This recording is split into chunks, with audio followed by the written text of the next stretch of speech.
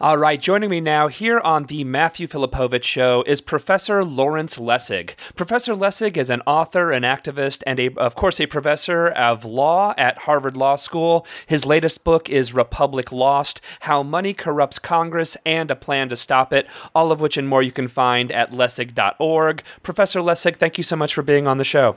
Glad to be here.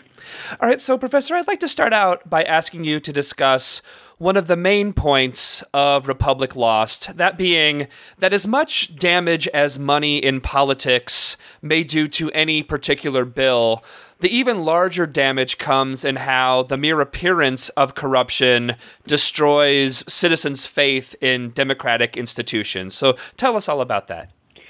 Well, people have a pretty good ability to suss out authenticity in institutions and in government officials in particular.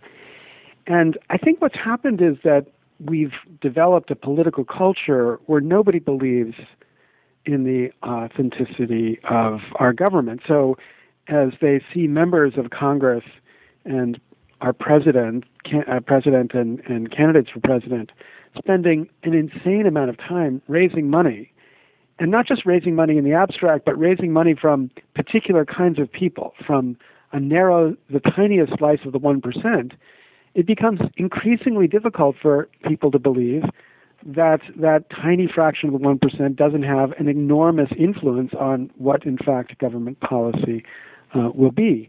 And as they see that this tiniest fraction of the 1% has this influence, I think they rationally say, well, why should I waste my time? Because if they're going to have all the influence because of the money they're giving, then there's no reason for me to waste my time. I might as well spend my time with my kids or on my second job or whatever. So this perception, whether it's real or not, that these tiny fraction of the 1% has this influence, and I believe it's real, but there's this is a controversial view, I understand. It's not. It's probably not super controversial, but to some, I guess it is. But for the sake of argument, I understand where you're coming from. Let's even pretend that it is controversial, and that's kind of the main one of the main thrusts of the book. Yeah, even if it's controversial, we have to recognize that the consequence of this view is to further push Americans away from an identity with their government, to further alienate people from their government. And what we don't need in a democracy is a people alienated from the government.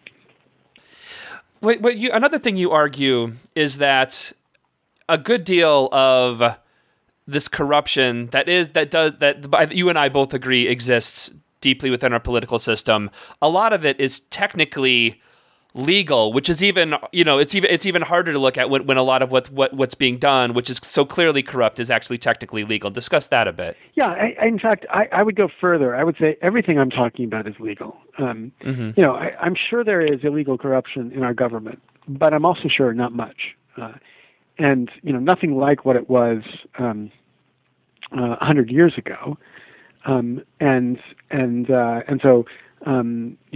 We've in some sense succeeded in shaking out of our system that kind of illegal political corruption.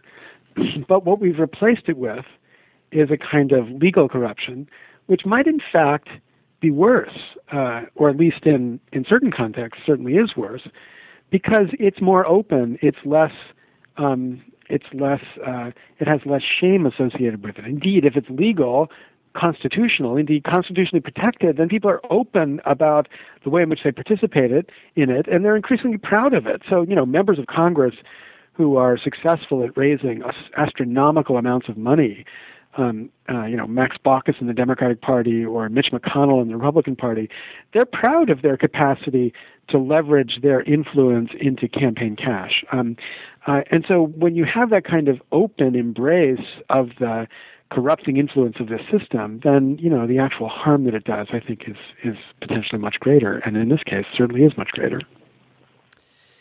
In Republic Lost, the book itself primarily focuses on Congress, but I wanted to ask, how do you feel money has corrupted other branches of government, specifically like the judicial branch? So I don't believe that money has corrupted the judicial branch at the federal level. Although at the state level, the funding of elections for state Supreme Court judges in particular, I think has been enormously corrupting. And, Justice O'Connor has become quite outspoken in her opposition to the way money has corrupted state judicial elections. But federal judges are appointed, and the federal judges therefore have a kind of independence from money. That's not to say that they're politically independent. I think a lot of people fear that judges have become too politically focused, and a Republican appointee is likely to do what Republican administrations want, and vice versa for a Democrat appointee. But that's not the kind of corruption that I talk about in the context of Congress. Indeed, I think that one of the things that people recognize when they think about the Supreme Court is, we can disagree with what the Supreme Court does for a million reasons. Believe that they're too conservative, or maybe they're too sensitive to political views of the party that appointed them. But nobody credible thinks that what the Supreme Court is doing, it's doing because of, the influence of money. And that is liberating, because you begin to think, wow, we can actually structure government institutions where this cynical assumption doesn't reign supreme. And that ought to be encouragement for trying to figure out how to do it in the context of Congress.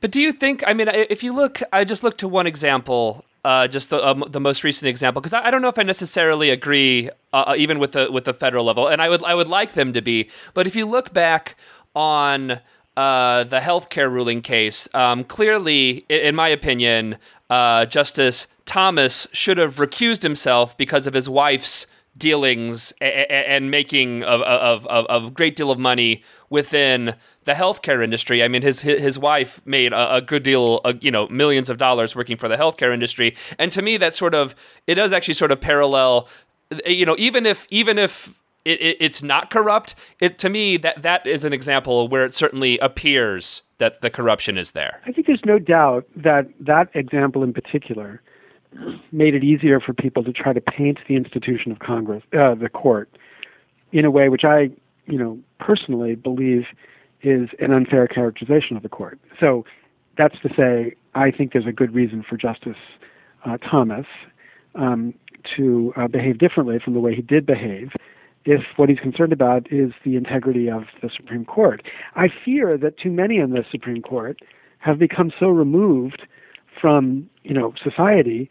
They've been in there for such a long time that they are not sensitive enough to the contingent integrity which the institution has. So I certainly agree with you that this was an example of a kind of influence that leads people to be skeptical and cynical.